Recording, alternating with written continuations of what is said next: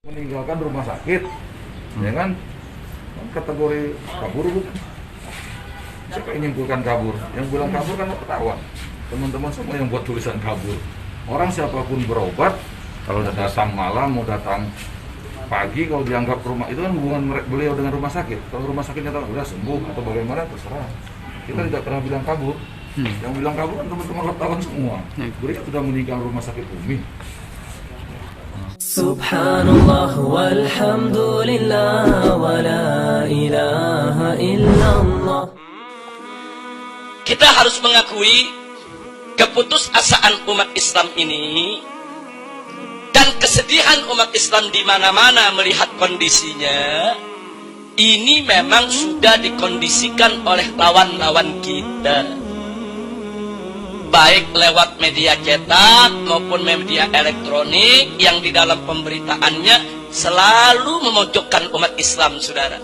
Sampai akhirnya umat Islam percaya dengan kebohongan-kebohongan yang mereka buat.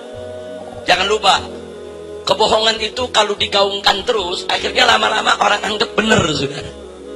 Kebohongan yang diulang-ulang itu bohong, itu berita bohong, tapi diulang-ulang terus, saudara.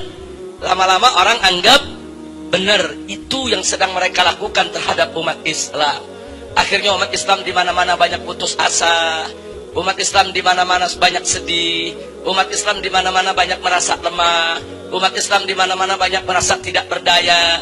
Umat Islam di mana-mana saudara nggak yakin kalau dirinya bisa menang. Melihat kondisi yang ada di zaman sekarang ini semua merupakan propaganda dan rekayasa yang dilakukan oleh musuh-musuh Islam.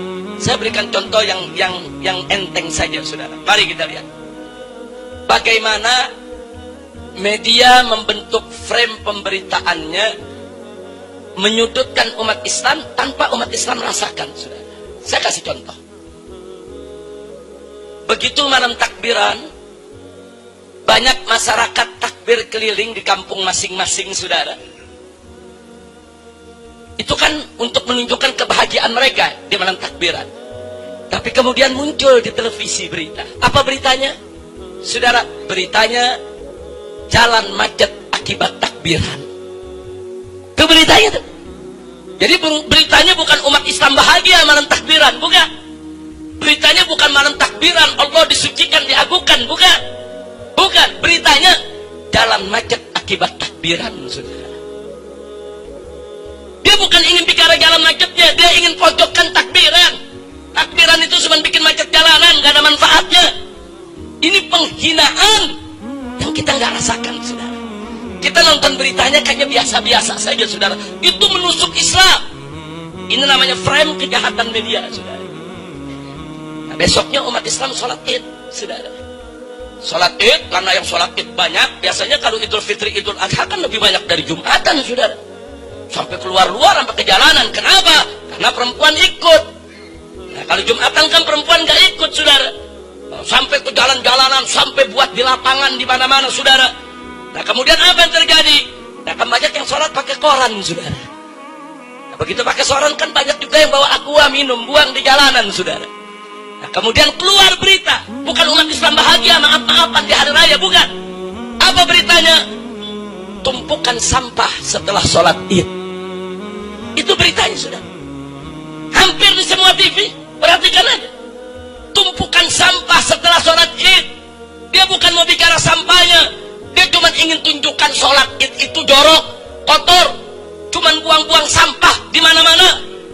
Ditusuk kita, saudara, tanpa kita kesadari. Kita baca beritanya seperti kita tidak dipukul orang, saudara, padahal kita sedang dipukul. Luar biasa media ini, saudara. Nggak sampai di situ. Kan mudik lebaran kan banyak yang pulang mudik, saudara. Pulang mudik.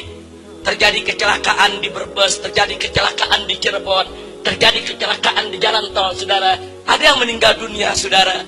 Keluar lagi berita, mudik lebaran membawa maut. Itu beritanya, saudara. Tapi mudik lebaran yang orang-orang kampung ini pada pulang mudik bahagia, seneng, mau ketemu orang tua, mau ketemu keluarga, itu nggak dibahas, saudara. Bagaimana bunga kebahagiaan mereka pulang kampung setahun sekali?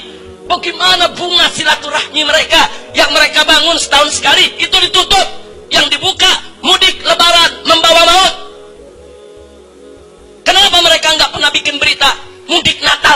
maut, saudara?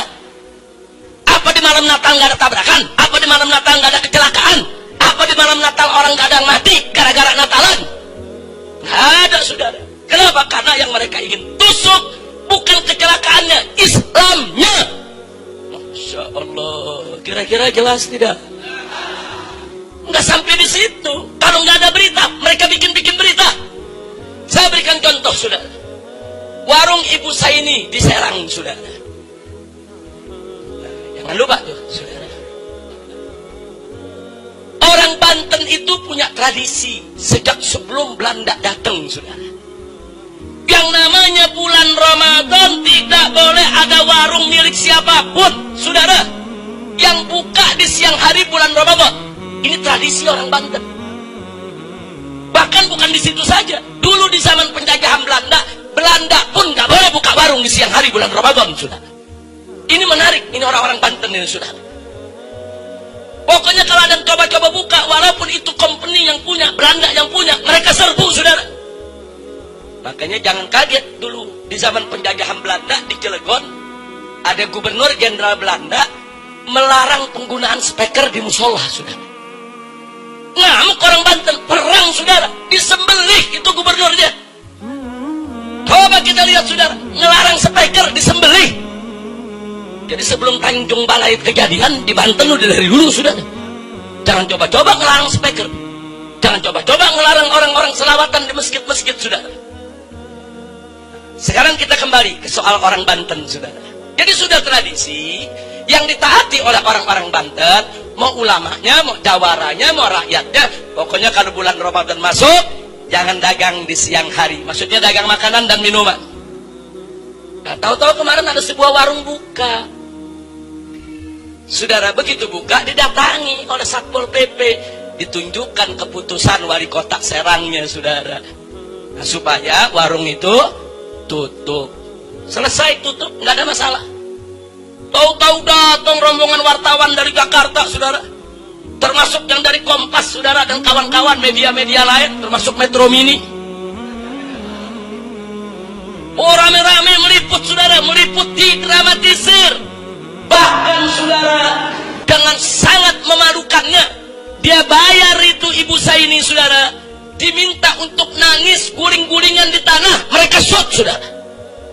Terus mereka sebarluaskan itu berita. Ini akibat bulan puasa intoleran, Ramadan intoleran, saudara. Ibu Saini disuruh guling-gulingan, saudara. Dari mana kita tahu? Karena kita juga setelah itu kirim wartawan menemui Ibu Saini, saudara. Kita bawa tokoh-tokoh masyarakatnya, nemui Ibu Saini. Apa betul kau dipukuli sama Satpol PP? Apa betul kau dimiskinkan oleh Pemkot daripada Serang? Kenapa kau nangis diguling-guling? Apa betul kau dianiaya? Mengejutkannya si ibu bilang, saya sebetulnya nggak nangis keguling-guling. Nah itu kenapa di filmnya begitu? Ya saya dibayar. Bintang film aja dibayar mau guling-gulingan di tanah. Bintang film yang cantik dibayar guling-gulingan di tanah, betul? Ngaku si Ibu Saini, saudara. Dia ngaku saya dibayar, saya disuruh nangis, saya dibayar, saya disuruh guling-gulingan, saudara. Kita rekam itu semua pengakuan, saudara, dan itu kita bawa ke Kompas, saudara. Kenapa ini kalian melakukan ini? Ada permusuhan apa kalian dengan umat Islam? Kenapa kalian membuat berita yang menyudutkan umat Islam? Mereka nggak bisa jawab, saudara. Nah, ini supaya kita tahu, ini tren kejahatan media, saudara. Nah, tujuannya untuk apa, saudara? Tujuannya untuk menunjukkan tuh, lihat tuh, gara-gara Ramadan intoleran, orang dagang dilarang-larang. Begitu ini rame, saudara, Bupati Purwakarta mau cari muka, langsung bikin baliho, saudara. Apa ditulis baliho aja, saudara? Ditulis di situ, saudara, hormatilah orang yang tidak puasa. Loh, saya tidak fitnah, saudara, betul kok. MUI-nya turun, kiainya turun, saudara, ormasnya turun, rame-rame menurunkan itu baliho, saudara. Terus di televisi, di majalah ditunjukkan foto ada warung buka, perempuan-perempuan berjilbab lagi makan di siang hari bulan Ramadan, saudara. Setelah kita datangi, ternyata mereka dibayar. Mereka dibayar, pokoknya asal buka dibayar, nggak laku nggak apa-apa, dibayar. Ini permainan politik, saudara, politik licik, politik jahat, politik jorok. Masya Allah, ini gara-gara di kilometer 57 mengkritikin terus Bupati Purwakarta, Ustadz Suradi nggak diundang lagi ke Purwakarta. Beliau ini sebetulnya ada acara. Kapan ada acara, Ustadz? Malam Ahad ini ada acara di Purwakarta. Tahu-tahu ditelepon sama panitia, Ustadz, maaf Ustadz ya, kita dikontak sama pihak Bupati, Ustadz nggak boleh ceramah di sini. Kenapa? Ya kata Bupati, pokoknya produk-produk 57 nggak usah kemari lah. Masya Allah, kelihatannya kilometer 57 udah dianggap sarang teroris juga kali ini. Inna lillahi wa inna ilaihi raji'un. Ini frame kejahatan media, saudara. Baik, kalau kita mau lihat lagi frame kejahatan media, mari saya tunjukkan dua kejadian. Ketika ada masjid dibakar di Tolikara, saudara. Masjid dibakar di Tolikara, saudara. Begitu masjid dibakar di Tolikara, itu media semua sibuk mencari akar masalahnya. Kenapa dibakar? Mereka nggak bicarakan masjid dibakarnya, saudara. Enggak, yang mereka cari kenapa dibakar. Nah, begitu dicari punya cari ketemu. Ternyata umat Islam di sana dilarang sholat Id, tapi masih tetap menggelar sholat Id dengan izin bupati, izin kapolres, dan izin dandim setempat, saudara. Tapi kemudian diangkat oleh media. Apa diangkatnya? Umat Islam salah sih, udah dilarang pakai sholat. Udah masjidnya dibakar masih disalahin, saudara, oleh media. Media nyala-nyalain umat Islam, mereka nggak cerita, saudara.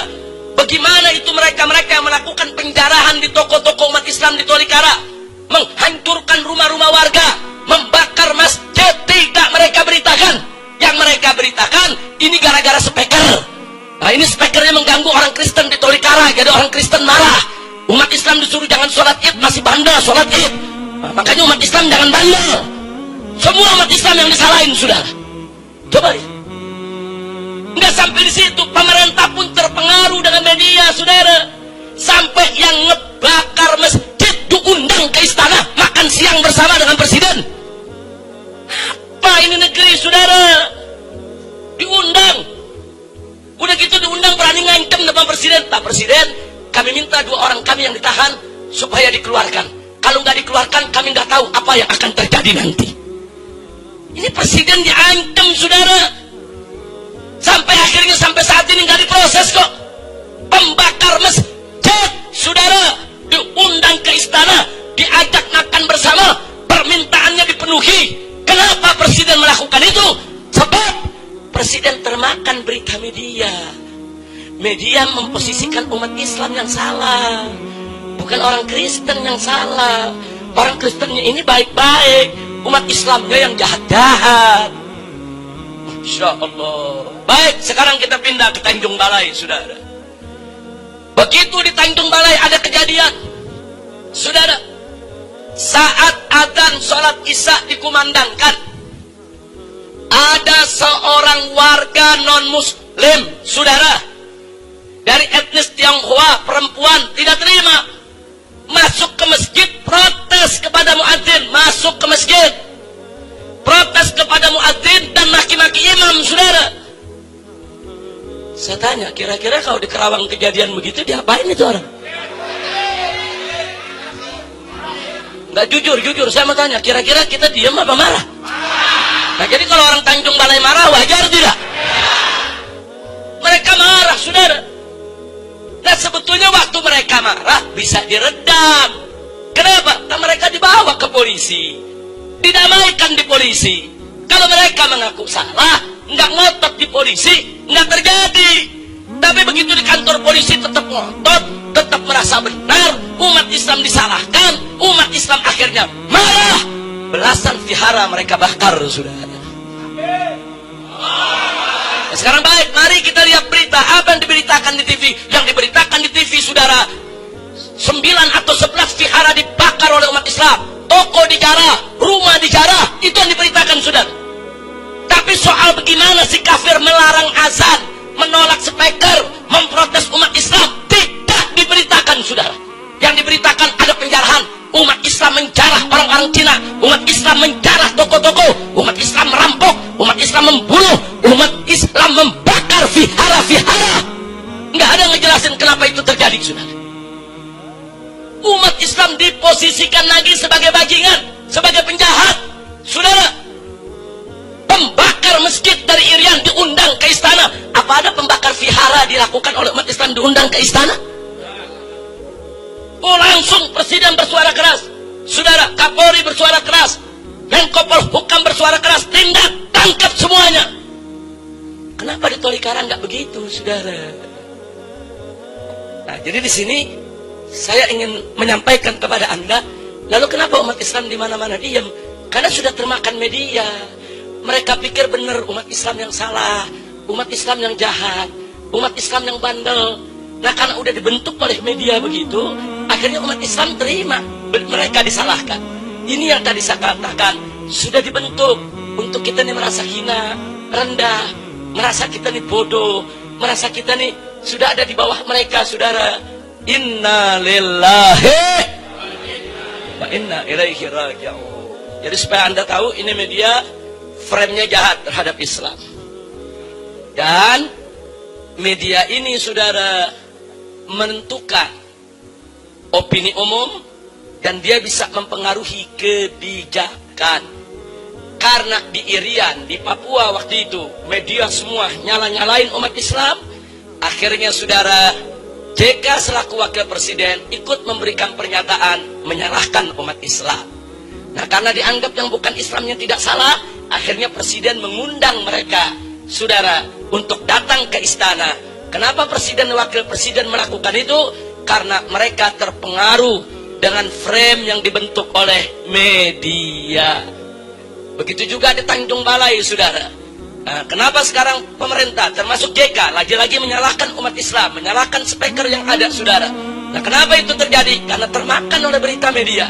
Karena media memberitakan umat Islam jahat, umat Islam menjarah, umat Islam ingin membunuh, umat Islam membakar vihara.